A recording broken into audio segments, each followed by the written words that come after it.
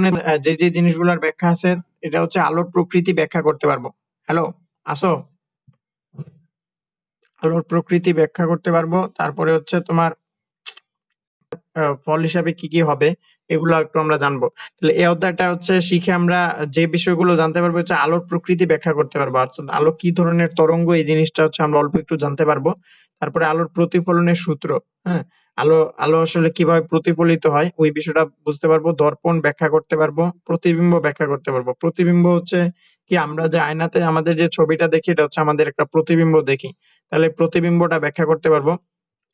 আলোক রশ্মির ক্রিয়ারেখা অঙ্কন করব। এই যে আলোক রশ্মির ক্রিয়ারেখা থেকে দর্পণের সৃষ্ট প্রতিবিম্ব, এখান থেকে হচ্ছে সবচেয়ে বেশি প্রশ্ন আসে, এখানে জানতে পারবো। লাস্টে দিয়ে হচ্ছে আমাদের জীবনে আলোকীয় ঘটনার প্রভাব, হ্যাঁ, এগুলা হচ্ছে আমরা বিস্তারিত বুঝতে পারবো। চ্যাপ্টারটা হচ্ছে অনেক বাস্তব জীবনের রিলেটেড অনেকটা, হ্যাঁ, এবং হচ্ছে অনেক ইম্পর্টেন্ট একটা। তোমার বইয়ের প্রথম দিকে হচ্ছে দেখো, তোমার বইয়ের প্রথম দিকে একটা হচ্ছে প্রতিফলন দেয়া দিছে। তোমার বইয়ের প্রথম দিকে হচ্ছে মানে তুমি যখন বই খুলবা তখন দেখতে পাবা। ক্যামেরা অন করো।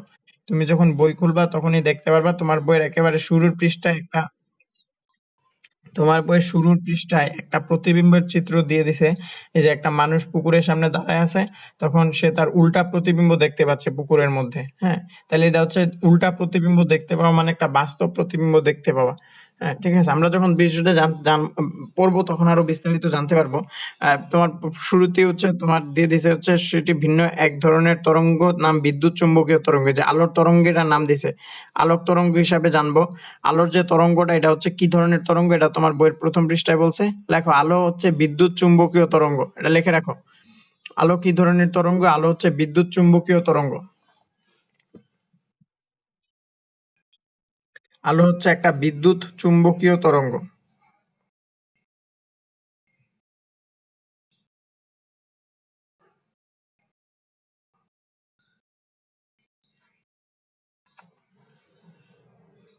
পাই না, সব তরঙ্গ দৈর্ঘ্যের আলো হচ্ছে আমরা দেখতে পাই না। যে তরঙ্গ দৈর্ঘ্যের আলো হচ্ছে 400 থেকে 700 ন্যানোমিটারের ভিতরে, ওই তরঙ্গ দৈর্ঘ্যের আলোটা হচ্ছে আমরা দেখতে পাই। ঠিক আছে? তাহলে হচ্ছে অন্যান্য যে তরঙ্গ দৈর্ঘ্য আছে ওই তরঙ্গ দৈর্ঘ্যের আলোগুলা দেখতে পাই না। এবং হচ্ছে এই ন্যানোমিটারের মধ্যে হচ্ছে আবার আমরা 7টা আলো দেখতে পাই।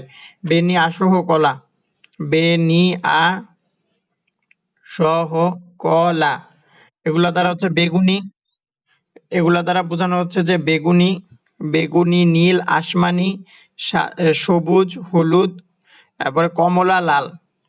এই ছয়টা কালারের বিভিন্ন ধরনের তরঙ্গ দৈর্ঘ্য আছে। এবং আহ, প্রত্যেকটা তরঙ্গ দৈর্ঘ্যের আলো যখন হচ্ছে কোনো একটা বস্তুর উপর, তো আলো তো সাদা আকৃতির, হ্যাঁ? আলো আলো কি বলতো? সাদা কালারটা কি? সাদা কালারটা হচ্ছে 7টা কালারের মিশ্রণ। যে বেনি আসহ কলা, এই 7টা কালারের মিশ্রণ। এই সাদা আলোটাকে যদি আমরা একটা প্রিজমের ভেতর দিয়ে নিক্ষেপ করি, তখন হচ্ছে আমরা দেখতে পারবো আলোর 7টা বর্ণ আমাদের চোখের সামনে উঠে আসছে। তার মানে হচ্ছে যে সাদা কালারটা দেখি এটা হচ্ছে 7টা কালারের মিশ্রণ। এখন আমরা তো বলছি কোনো একটা বস্তু থেকে যখন আলোটা আমাদের চোখে আসে তখনই আমরা বস্তুটা দেখতে পাই। যেমন মনে করো একটা লাল গোলাপ আছে, লাল গোলাপ ফুল আছে, ওই গোলাপ ফুলে হচ্ছে আলোটা এসে পড়তেছে। তাহলে আলো তো সাদা কালারের আলো হচ্ছে 7টা কালারের মিশ্রণ, এটা এসে গোলাপ ফুলে পড়তেছে। পড়ার পরে কি হচ্ছে? পড়ার পরে হচ্ছে তোমার যেহেতু গোলাপ ফুলের কালারটা লাল, সে কি করবে? লালকে বিকর্ষণ করবে, অর্থাৎ লালকে সে প্রতিফলিত করে দিবে। বাকি 6টা কালার সে কি করবে? শোষণ করবে। যখন সে লালকে প্রতিফলিত করে দিবে তখন ওই লাল কালারটা এসে আমাদের চোখে এসে ধরা দিবে। তখন হচ্ছে আমরা বস্তুকে দেখতে পাবো লাল। তাহলে সবুজ কালারও একই কাজ করবে। আলোর 7টা কালারের মিশ্রণ, ওই 7টা কালার মিলে সাদা আলোটা এসে সবুজ পাতায় পড়বে।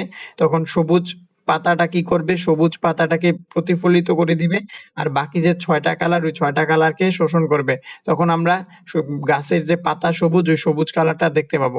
এবং হচ্ছে এই যে প্রত্যেকটা কালার, বেগুনি, নীল, আসমানি, সবুজ, হলুদ, কমলা, লাল, এই প্রত্যেকটা কালারের একটা নির্দিষ্ট তরঙ্গ দৈর্ঘ্য আছে, হ্যাঁ? নির্দিষ্ট তরঙ্গ দৈর্ঘ্য আছে এবং ওই তরঙ্গ দৈর্ঘ্যের আলোটা এসে আমাদের চোখে এসে ধরা দেয়। এবং এই তরঙ্গ দৈর্ঘ্যটা অবশ্যই 400 থেকে 700 ন্যানোমিটারের ভেতরে। তার চেয়ে কম বা তার চেয়ে বেশি হলে ওই তরঙ্গ দৈর্ঘ্যটা আমরা আমাদের চোখে দেখতে পাই না। বুঝতে পারছো বিষয়টা? বুঝো নাই?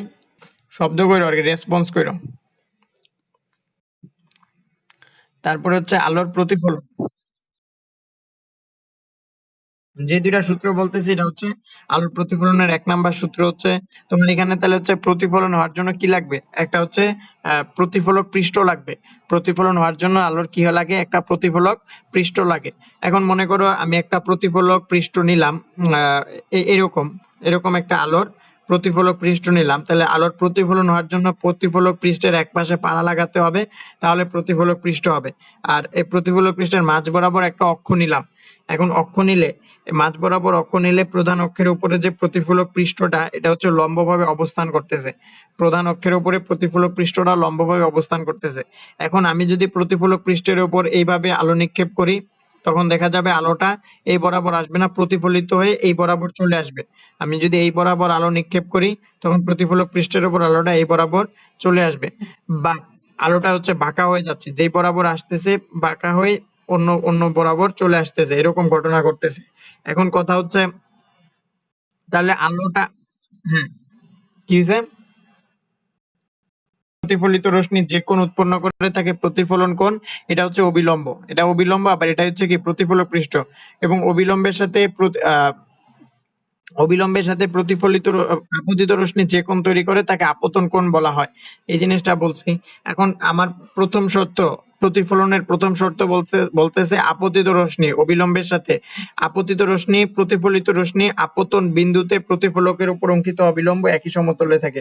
প্রতিফলকের উপর অঙ্কিত অবিলম্ব অর্থাৎ হচ্ছে যে দর্পণটা আছে বা যে প্রতিফলক পৃষ্ঠটা আছে এটা যদি অবিলম্বের মতো লম্বভাবে অবস্থান করে এবং এই প্রতিফলক পৃষ্ঠের লম্ব বরাবর যদি আলোটা নিক্ষেপ করা হয়, অর্থাৎ এই প্রতিফলক পৃষ্ঠের সাথে হচ্ছে লম্ব বরাবর, এই বরাবর যদি আলো নিক্ষেপ করা হয়, তখন প্রতিফলিত হয়ে আলোটা এই বরাবরই চলে যাবে।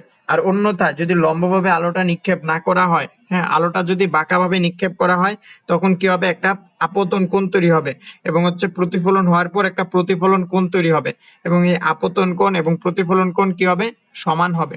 এই কথাটা বলতেছি, এটা হচ্ছে আপতন কোণ প্রতিফলন কোণ সমান। এটা হচ্ছে তোমার 2 নাম্বার সূত্র। আরেকটা হচ্ছে আপতিত রশ্মি প্রতিফলিত রশ্মি আপতন বিন্দুতে প্রতিফলকের উপর অঙ্কিত অবিলম্ব একই সমতলে থাকে। তোমার বই ওটা আরেকটু অন্যভাবে লেখছে, আপতন রশ্মি এবং লম্ব দিয়ে যে সমতলটি কল্পনা করে নিয়েছিলাম প্রতিফলিত রশ্মিটি সেই সমতলেই থাকবে। তোমার বই এটা লেখছে একই জিনিস। হ্যাঁ দুইটা একই জিনিস, বুঝতে পারছো তো এটা, না? তুমি বই অফ করো, বই বন্ধ করো, বই বন্ধ করো। আর হচ্ছে তোমার ব্যাপ্ত প্রতিফলন, তাহলে সুষম প্রতিফলনটা কি আর ব্যাপ্ত প্রতিফলনটা কি?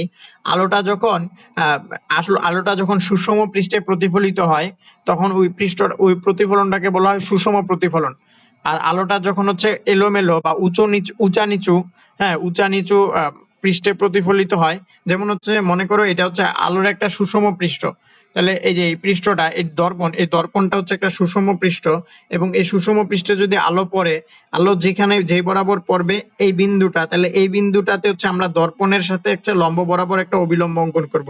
এই বিন্দুতে দর্পণের সাথে একটা লম্ব বরাবর অবিলম্ব অঙ্কন করব এবং এই অবিলম্বের সাথে এই আপতন কোণটা যেই কোণ তৈরি করবে, অবিলম্বের সাথে প্রতিফলন কোণটাও একই কোণ তৈরি করবে, যদি হচ্ছে পৃষ্ঠটা হয় কি সুষম।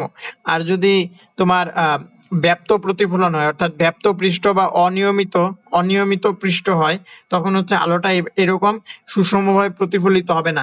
যেরকম মনে করো আমরা যে আমাদের চেহারা যে আয়নাগুলাতে দেখি ওগুলা মোটামুটি বলা চলে সুষম পৃষ্ঠ, বাট যে আমরা দেওয়াল দেখি বা ওয়াল, আমাদের চারপাশে রেলিং এ ওয়াল আছে বা দেয়াল আছে, ওই দেয়ালের মধ্যে যে পৃষ্ঠটা, ওই পৃষ্ঠটা হচ্ছে সুষম না, হ্যাঁ ওটা হচ্ছে অনিয়মিত পৃষ্ঠ। তাহলে অনিয়মিত পৃষ্ঠে যে আলোটা প্রতিফলিত হবে ওইটা হচ্ছে এলোমেলো আলোর, মানে আলোটা আপতিত হওয়ার পরে যে প্রতিফলিত হবে ওই প্রতিফলনটা তোমার সুষম হবে না। যেমন মনে করো তোমার যদি একটা ব্যাপ্ত অনিয়মিত পৃষ্ঠ দেখাই, তাহলে অনিয়মিত পৃষ্ঠটা দেখতে অনেকটা এরকম হবে, এরকম হবে। অনিয়মিত পৃষ্ঠটা খাতার দিকে তাকাও,